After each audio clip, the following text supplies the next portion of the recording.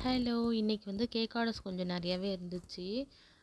So வந்துட்டு video எடுக்கிறதுக்கு எப்பவுமே என் தங்கச்சிய தான் நான் வந்து கூப்பிடுவேன். அவ வந்துட்டு இன்னைக்கு இல்லன்றதுனால வந்து நானே ஒத்த கையில வந்து ஃபோன பிடிச்சுக்கிட்டு ஒத்த கையில கேக் பண்ணதுக்கு ரொம்ப கஷ்டமா இருந்துச்சு. கஷ்டமா பட்டேன் ரொம்ப வீடியோ எடுக்கிறதுக்குள்ள.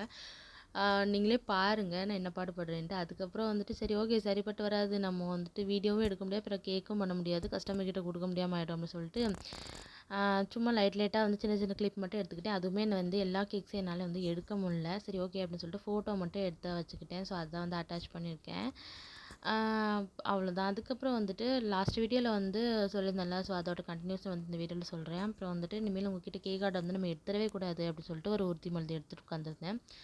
அவ்வளோதான். அதுக்கப்புறம் வந்துட்டு ரொம்ப நாள் ஆயிருச்சு. அப்புறம் வந்து மறுபடியும் கால் பண்ணாங்க அந்த அக்கா. உடனே கால் அட்டெண்ட் பண்ணுறதுக்கு எனக்கு விருப்பம் இல்ல. சரி ஓகே என்னன்னு தான் கேட்பேன் மேம்னு சொல்லிட்டு கால் அட்டெண்ட் பண்ணேன். என்னக்கா அப்படின்னு, ஆ ஒரு 2 ஹவர்ஸில வந்து ஒரு 1/2 கேஜி கேக் வந்து கிடைக்குமாம் அப்படின்னாங்க.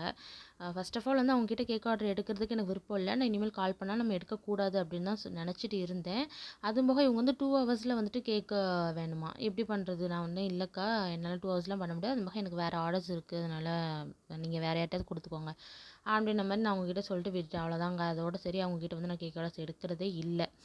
அதுக்கப்புறம் வந்துட்டு கொஞ்ச நாள் கழிச்சு வந்து எனக்கு வந்து ப்ரௌனியோட லிஸ்ட் அனுப்புமா அப்படின்ற மாரி வந்து கேட்டிருந்தாங்க. அதாவது ப்ரௌனியோட மெனு அனுப்பு அப்படி சொல்லி கேட்டிருந்தாங்க.